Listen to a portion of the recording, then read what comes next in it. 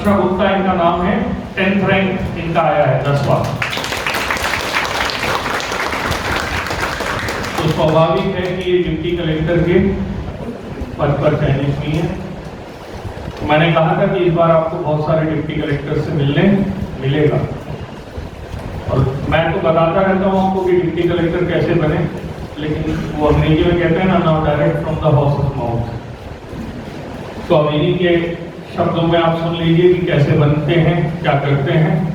Now करती मैं सिर्फ ये बोलना चाहूंगी, आप यहाँ मेंस की क्लास कर रहे हैं, मैंने मेंस के लिए सिर्फ दिल्ली आईआईएम की क्लास कोर्स पढ़ी है, जो हम खुद से यहाँ पे नोट्स बनाते हैं। तो आप सबसे भी मैं ये बोलना चाहूंगी, नोट्स अच्छे से बनाएं और उसी को पढ़ें, क्योंकि मेंस में क्या होता है, हम लोग को रिवाइज करना रहता है बहुत ज़्यादा।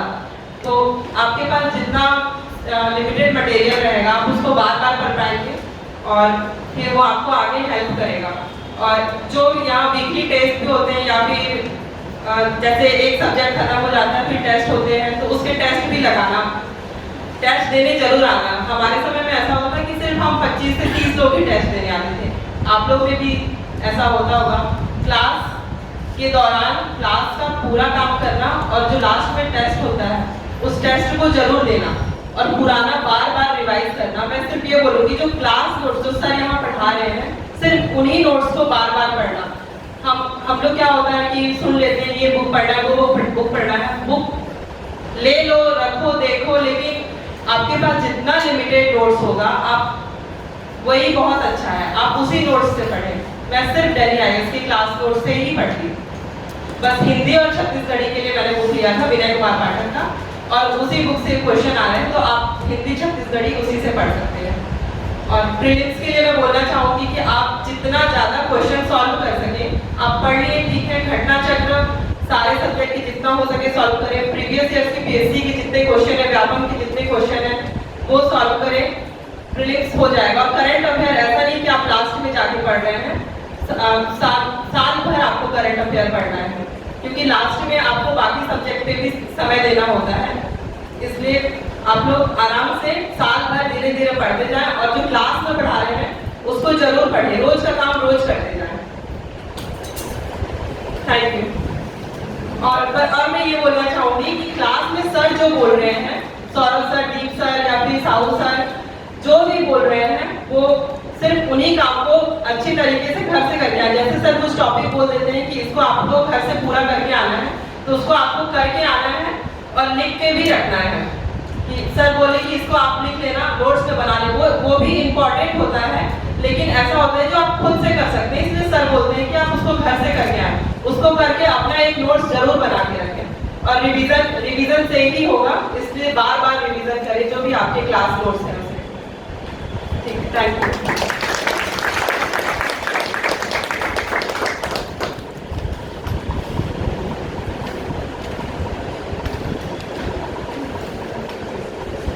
हेलो, इन लोगों ने बहुत सारी चिट्ठियाँ भेजकर प्रश्न पूछ लिए हैं, इनके प्रश्नों का अंदाजा भी अब मुझे है, तो मैं इनकी तरफ से 4 से प्रश्न आपको पूछूंगा। जो चिट्ठियाँ आती हैं रिलेवेंट होते हैं, मैं पूछ लूँ वो ज़्यादा बेहतर है। एक होता है सिलेक्ट होना, एक होता है टॉप करना। तो टॉप 10 में आ जाना मतलब टॉप करना होगा। तो टॉपर्स क्या अलग करते हैं जो सिलेक्टेड नहीं करते, ये शायद सब कोई जानना चाहे। जैसे आप अपने आंसर लिख रहे हैं, उसको अच्छी तरीके से रिप्रेजेंटेशन ही सबसे बड़ी चीज है, क्योंकि लिखते सब हैं, मेन जितने भी दे रहे हैं, जितना हो सके। जैसे ज्योग्राफी के सब्जेक्ट हैं, उसमें तो मैप बनाना है जहाँ रिक्वायर्ड है, और ज़्यादातर हम लोग देख रहे हैं कि नंबर ज़्यादा आ रहे हैं फर्स्ट, सेकेंड और फोर्थ पेपर में, ये सब सारे देख रहे हैं। तो आपको फर्स्ट पेपर, सेकेंड पेपर जैसे सौरभ सर बताते हैं अच्छे से तैयार करना, और फोर्थ पेपर उसको भी साइंस है, साइंस में तो आपको पता ही है कि डायग्राम अच्छे से बनाना है, मैथ्स आपको अच्छे से करना है। और साइंस चेक में भी, साइंस चेक में ऐसा हो रहा है कि जो आपका शुरुआत प्रारंभ से जो आपके पास ज्ञान है, जो आप शुरू से जान रहे हैं, उन चीज़ों को आपको अच्छे से लिखना है। आप बुक से पढ़ के जाएंगे वो तो वहाँ उपयोगी होंगी ही, लेकिन कई चीज़ें ऐसी साइंस चेक में जो अन्य सिलेबस है जैसे कृषि से रिलेटेड है, कुछ क्वेश्चन ऐसे आ जाते हैं जो हम लोग घरों में ही सीख के आए होते हैं, ऐसे क्वेश्चन भी आ जाते हैं, तो उसको अच्छी तरीके से हैंडल करना। और जो बड़े क्वेश्चन है, बड़े क्वेश्चन में ये कोशिश करना कि जितना ज्यादा हो सके, एक और चीज कि पॉइंट बना के लिखना, पॉइंट बना के लिखना, बहुत बड़े मतलब बना के ही लिखना है, अच्छे से ही हम लोग को प्रेजेंट करना है। 15 नंबर के क्वेश्चन में कई लोगों को 10-12 नंबर भी मिले हैं, तो उसको बनाने के लिए आपको बार बार राइटिंग प्रैक्टिस करनी होगी। 15 नंबर के क्वेश्चन में अगर रिक्वायर्ड है डायग्राम, तो डायग्राम भी बनाना है। और ऐसे में तो ऐसे ना रखिए, वो जीएस का एक क्वेश्चन ही हो गया है, उसमें आपको हेडिंग अच्छे से देना है, अच्छे से पॉइंट्स बनाना है, कहीं डायग्राम आ रहा है तो डायग्राम भी बनाना है, सीजीपीएससी में डाटा भी डालना बहुत ज़्यादा जरूरी है। तो ऐसे के लिए बोलूँगी कि अलग से आप लोग एक अच्छे से नोट्स बनाएं, जैसे कुछ इशू होते हैं जो करंट में चल रहे हैं, आपको पता है वो आने वाला है, जैसे हम लोग को पता था कि राजीव गांधी किसान न्याय योजना आना ही आना है, तो अच्छे से पहले से ही नोट्स बना के लिखें। आपको पता है कि 750 शब्द में आपको लिखना है, तो पहले से ही नोट्स बना के रखें। कई चीजें पता ही चल जाती कि आने वाली ही है, तो उन्हें अच्छे से बना के रखें। तो इन्होंने कहा, उसमें एक बात समझिए, जैसे इन्होंने लास्ट लाइन पे टॉपर्स क्वेश्चन को प्रिडिक्ट करते हैं, सिलेक्ट होने वाले क्वेश्चन को अटेम्प्ट करते हैं, फेल होने वाले ना अटेम्प्ट करते हैं ना प्रिडिक्ट। समझ गए? ये 3 श्रेणी है, इनको ध्यान रखिएगा। यदि आपको टॉपर बनना है तो आपको प्रश्नों का अनुमान लगाना होगा, और ये रोज मैं क्लास में सिखाता हूँ कि ये कंक्लूजन है, ये क्वेश्चन बनेगा, ये लाइन एक क्वेश्चन हो सकती है, ये टॉपिक एक क्वेश्चन हो सकता है। अभी हमने कहा प्लानिंग का हर चरण एक क्वेश्चन हो सकता है, भूमि सुधार में हदबंदी चकबंदी एक क्वेश्चन हो सकता है। तो जब आप घर जाके रिवीजन करें तो उसी पैटर्न में ना करें जैसा मैंने पढ़ाया था। अब आप वहाँ बैठकर 2 मिनट सोचें कि अच्छा इसको सर ने पढ़ा दिया था तो ये वाला क्वेश्चन बन सकता है, और उसको फिर उस ढंग से 30 वर्ड 60 वर्ड ऐसे अपने क्लास नोट्स में लिखते जाएं, तो that will be beneficial for you, वो इम्पोर्टेंट होगा। ठीक,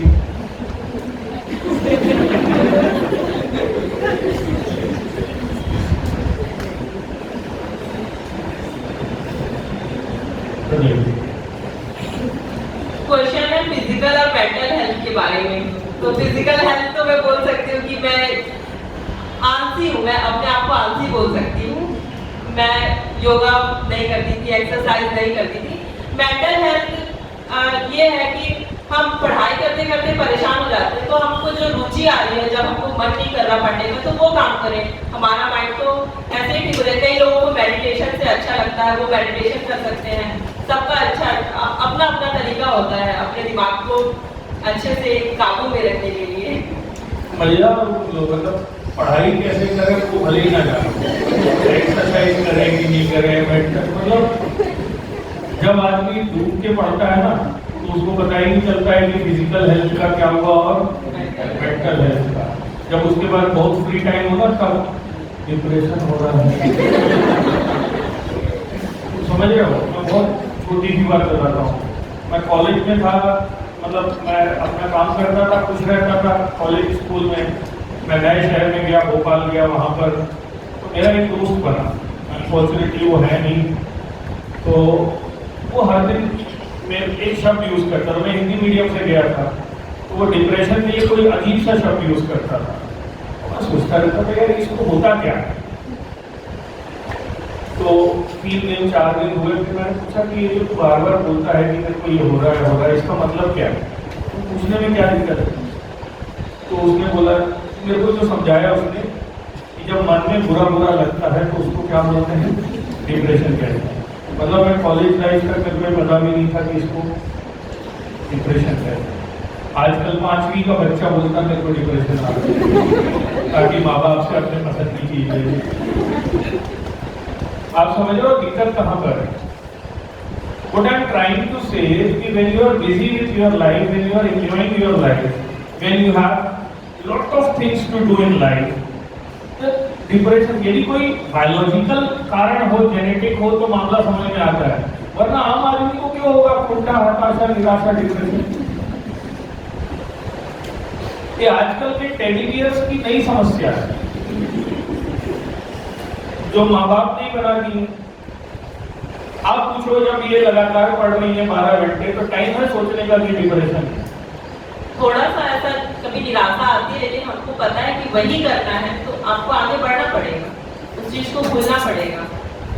कभी मार्क्स कम आ गए, कभी कुछ भाई सीधी सी बात है, आप यदि पढ़ नहीं पा रहे हैं तो वो एक निराशा का कारण है, लॉजिकल है। खोज खोज के निराशा खोजने का क्या मतलब?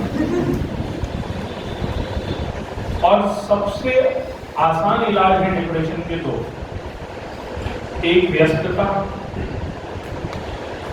और दूसरा टाइम। और बदकिस्मती से यही दो इलाज है डिप्रेशन।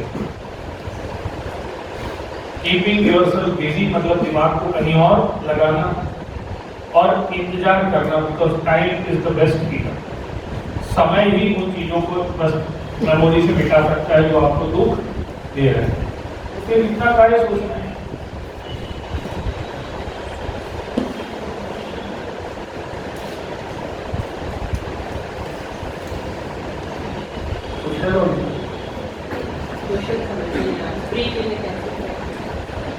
फिल्म्स के लिए फैक्ट, टोटल, क्वेश्चन कैसे परीक्षा और व्यवस्थित करें?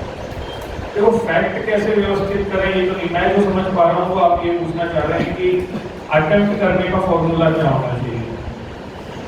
टोटल क्वेश्चंस का मतलब यही है कि कितने अटेम्प्ट करें।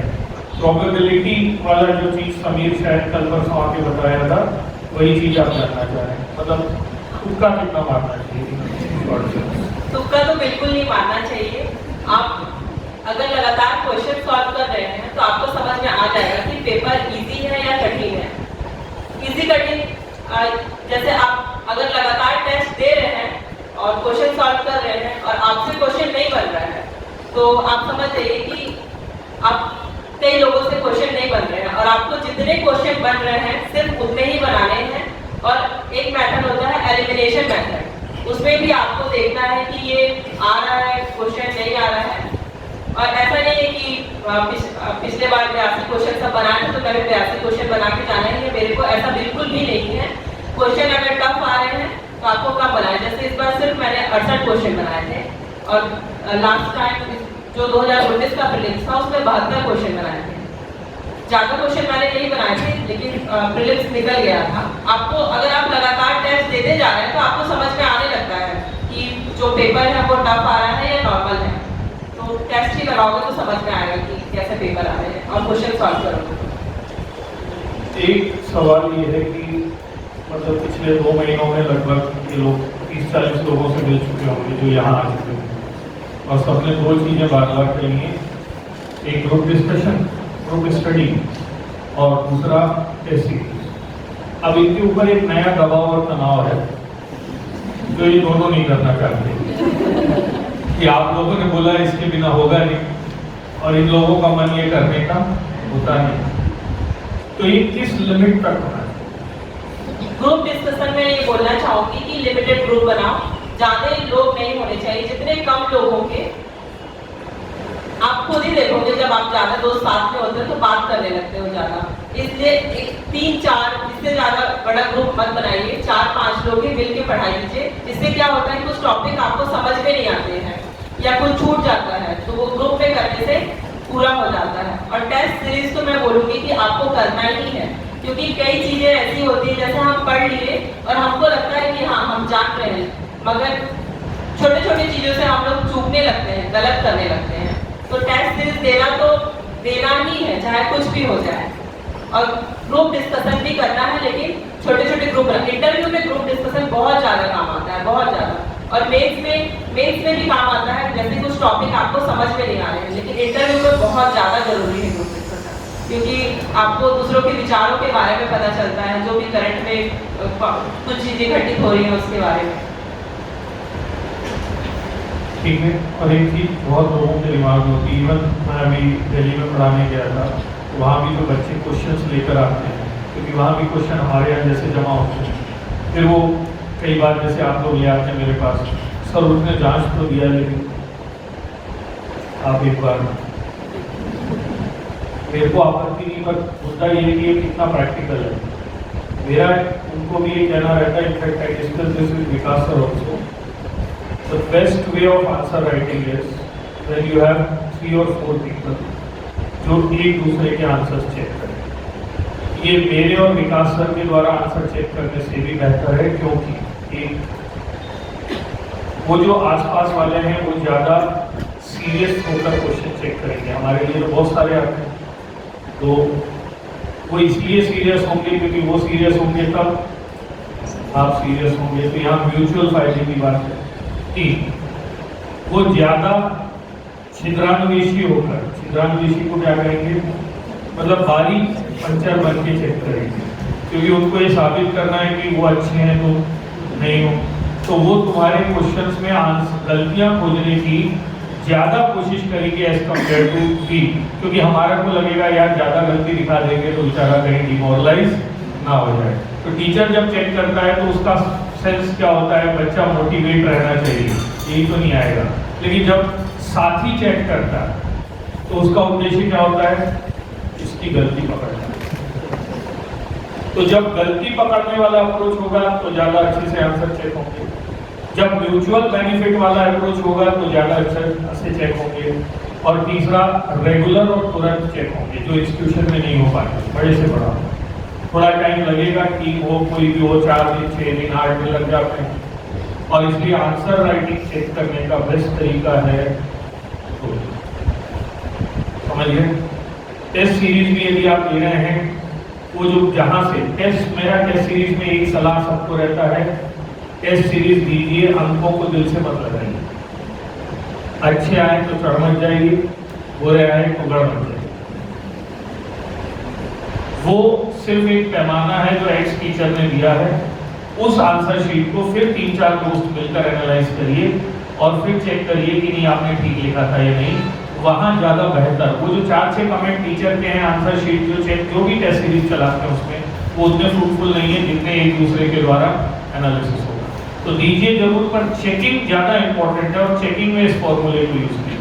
और प्री में जब आपका गलत होता है तो एक करेक्शन कॉपी बनाइए, मैंने कहा है, और उस कॉपी में नोट करते जाइए कि ये क्वेश्चन इस कारण से गलत हुआ था, अगली बार गलत नहीं होना चाहिए। तो ये प्री और मेंस में चेक करने का तरीका है जो मैं समझाता हूँ। ठीक, हमने तय किया है कि हर महीने 3-4 वीडियोस जो हैं, जो प्री की तैयारी, मेंस की तैयारी कैसे करें, आपको दिए जाएंगे, जो नए आते हैं उनको मिल जाए, उसको देख लिया कीजिए। जैसे कल फिर डाले गए हैं तो उसमें भी कई बार इस पर चर्चा है। ठीक, ग्रुप डिस्कशन और ये आपने बता दिया। और कोई प्रश्न आपका? Any other question? ठीक है, अब हम ऐसे ही टॉपर से मिला करेंगे, बजाय आपके प्रश्नों के आपके प्रश्न मैं पूछ लूंगा, तो पिन पॉइंटेड होगा, क्रिस्प होगा, जो जरूरी होगा वो आपको पता चल जाएगा, तो बेहतर तरीका है। एक इनकी बहुत चिंता रहती है कि मैंने जितना पढ़ाया उससे हो जाएगा, तो वो तो आपने शुरू में बता दिया है शायद। साफ सिर्फ उतना ही पढ़िए, उससे ज्यादा मत पढ़िए, और उसे बार बार पढ़िए। ये बोलूंगी कि बार बार उसे पढ़िए। तो अब तो ये भी कह रही है, मान लो। और मैं तो ये भी नहीं कहता हूँ कि हो जाएगा, मैं ये कह रहा हूँ पहले उतना तो पढ़ लो, उसके बाद टाइम ही नहीं बचेगा। बचे तो जो पढ़ना है पढ़ लो, क्यों मना करूंगा। लेकिन अभी तक जितने लोग सिलेक्ट हुए हैं उनमें से 90% का यही मानना है कि जितना क्लास में पढ़ाया है उससे हो गया है। तो यदि इनका हो गया है तो आपका भी हो जाएगा। इवन आप लोग तो फॉर्चुनेट हो, आपके समय किताबें बदल गई हैं, नई किताबें आ गई हैं, अच्छी किताबें आ गई हैं। मैंने लॉकडाउन के दौरान लगभग 7-8 नई किताबें निकाली, टीम ने 2 किताबें निकाली। इनके समय तो पुराने नोट्स होते थे जो हमारी टीम ने बनाए थे, जो मैंने बहुत अच्छे से देखे भी नहीं थे, और मैं इनको क्लास में बोल देता था कि मैंने जो पढ़ाया वो पढ़ लेना, ये किताब मत पढ़ना। मैं तो अपनी किताब मत पढ़ना बोल देता था इनको, DIA की भी बुक मत पढ़ो बोल देता था। अब तुम्हारे लिए ये अच्छा है या खराब है ये तो अगले साल पता चलेगा, क्योंकि अब किताब आ गई है तो मैं ये तो नहीं बोलूंगा मत पढ़ो, और उस चक्कर में तुम ज्यादा टाइम खराब तो नहीं कर रहे, मेरे को ये डर है। क्योंकि 350 पेज की किताब ढेर सारे दिमाग में सवाल भी लाती है, नए चिंतन भी पैदा करती है, तो टेंशन तो होगा। तो अक्षर से सबका ये मानना है कि जितना क्लास में पढ़ाया जा रहा है वो भी बहुत ज़्यादा है, उतना ही पढ़ लीजिए, उतना मोर देन सफिशिएंट। ठीक, और निश्चित तौर पर जो भले ही 1 महीने 1.5 महीने में टेस्ट हो, लेकिन जो टेस्ट होता है पूरे सेगमेंट पर उतने तो दे लीजिए। बाकी टेस्ट सीरीज कोई 1 लगा लीजिए, जिससे आपको अंदाजा हो जाएगा। प्रीलिम्स में 2 लगा लीजिए, ऑफलाइन ऑनलाइन मिलाकर उतना है सफिशिएंट होगा। एक दिन में कितने सब्जेक्ट पढ़े? ये सबकी कैपेसिटी पे निर्भर करती है। जैसे क्लास चलता था तो क्लास का काम करती थी, और साथ में पता है कि सीजी बहुत इंपॉर्टेंट है तो छत्तीसगढ़ डेली पढ़ती थी, और करंट अफेयर। और जो क्लास में एक सब्जेक्ट हो चुका है, जो कंप्लीट हो चुका है पूरा, वो पुराना रिवीजन करती थी। रिवीजन तो हमेशा से ही मेरे टाइम टेबल में रहा है क्लास के दौरान। और जब क्लास खत्म हो गए तो सारे सब्जेक्ट के लिए मैं 1-1 घंटा देती थी, लगभग सारे सब्जेक्ट के लिए। मतलब मैं कंप्लीटली एग्री करता हूँ, ये टेलर मेड है, हर इंसान पे डिपेंड करता है। जो एक सब्जेक्ट पढ़ के बोर हो जाता है वो एक से ज़्यादा पढ़े, जो एक पढ़ के ही कॉन्सेंट्रेटेड रहता है वो एक पढ़े। लेकिन इनकी स्ट्रैटेजी सबसे अच्छी है, जो क्लास में चल रहा है वो पढ़े और एक साथ में ले लें। और वो छत्तीसगढ़ हो तो बेहतर है, क्योंकि 50% वेटेज हमारे यहाँ छत्तीसगढ़ का है, तो ये हो चाहे मेन्स हो। इंडियन टफ है लेकिन छत्तीसगढ़ जरूरी है, इसको ध्यान रखें, है ना? और कोई स्ट्रैटेजी फॉर रिवीजन देखिए, सिर्फ आपको ये करना है, जैसे जो आपके सब्जेक्ट हो चुके हैं, जैसे मैं 15 दिन देती थी एक सब्जेक्ट को रिवीजन करने के लिए, तो क्योंकि मैं हर सब्जेक्ट को 1-1 डेढ़ घंटा देती थी, तो 3 से 4 सब्जेक्ट मेरे हो जाते थे 15 से 20 दिन में। तो आप भी ऐसा कर सकते हैं, लेकिन सबका तरीका अलग होता है। जैसे कि कोई एक ही सब्जेक्ट पहले खत्म करके दूसरा स्टार्ट करना चाहता है, मेरा बिल्कुल भी ऐसा नहीं था। मैं कॉपी में लिख लेती थी कि 15 दिन में आज एक दिन में ये करना है, तो 15 दिन में एक सब्जेक्ट खत्म करना रहता था। तो इससे ऐसा होता था कि 4 से 5 सब्जेक्ट मेरे एक साथ खत्म होते थे। और ऐसा सिर्फ एक बार मैं नहीं की हूँ, ऐसा मैं 5, 6, 7, 8 बार कर चुकी होंगी। और अभी भी मैं ऐसे ही रिवीजन भी कर रही थी, रिजल्ट आने से पहले भी मैं ऐसे रिवीजन कर रही थी, क्योंकि क्लास बोर्ड से रिवीजन कर रही थी।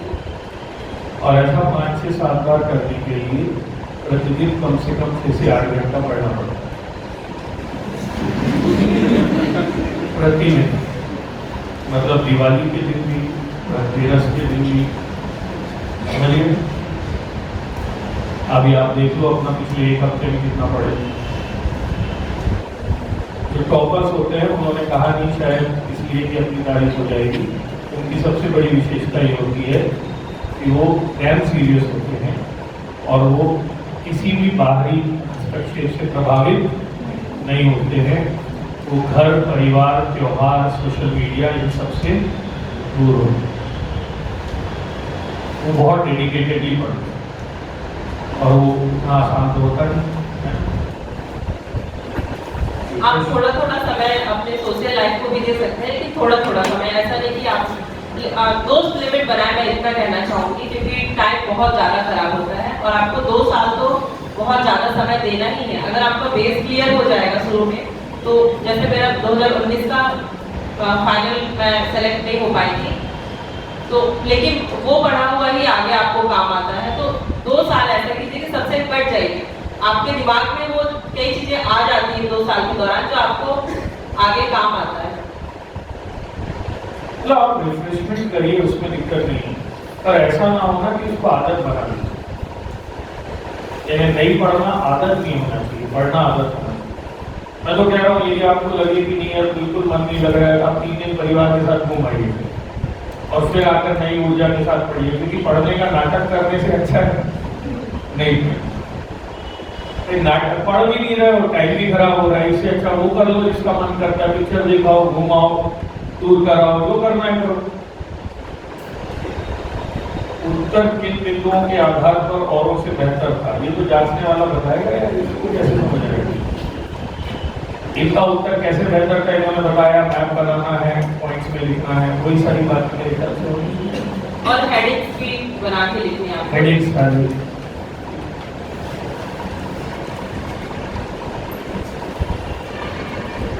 कौन सा प्रयास था? ये मेरा दूसरा प्रयास था। पहले प्रयास में मुझे 236 रैंक प्राप्त हुआ था, जिसमें मुझे कोई पोस्ट नहीं मिला था, और ये मेरा दूसरा अटैम्प्ट। मतलब इसी साल जो 2 रिजल्ट आए हैं वो दोनों इनके हैं, एक 19 और एक 21।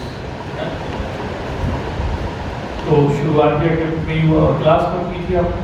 2019। तो 19 में कुछ ऑनलाइन भी हुआ? ये 6 महीना ऑनलाइन क्लास। मतलब आप क्लास के दौरान ही सबसे अच्छी तैयारी कर सकते हैं, क्योंकि आप जितना व्यस्त रहेंगे आपकी तैयारी उतनी ही ज़्यादा अच्छी होगी। आप ऐसे सोचिए कि क्लास कंप्लीट हो जाए, उसके बाद में तैयारी करना, अलग से फिर बैठ के तैयारी करूँगा तो वो टाइम वेस्ट होता है। ये तो बेवकूफ़ बनाने वाले लोग हैं, तो कहते हैं पहले क्लास कर लो फिर तैयारी करूँगा। तो यहाँ क्या भजन कर दो,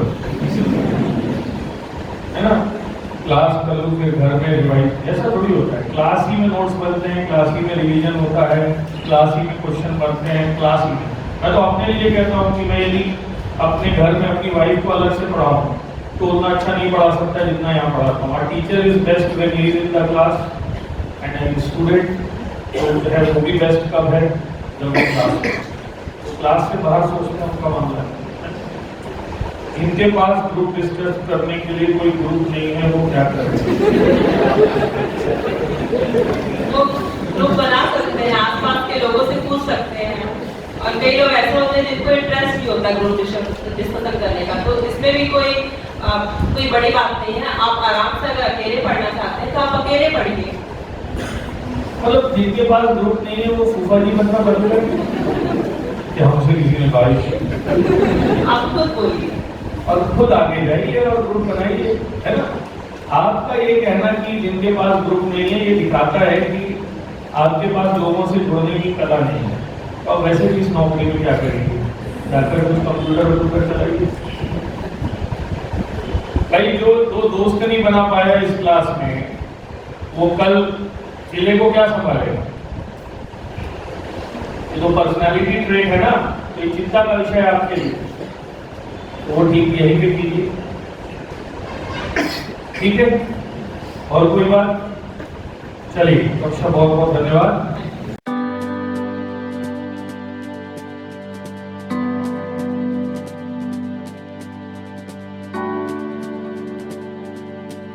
you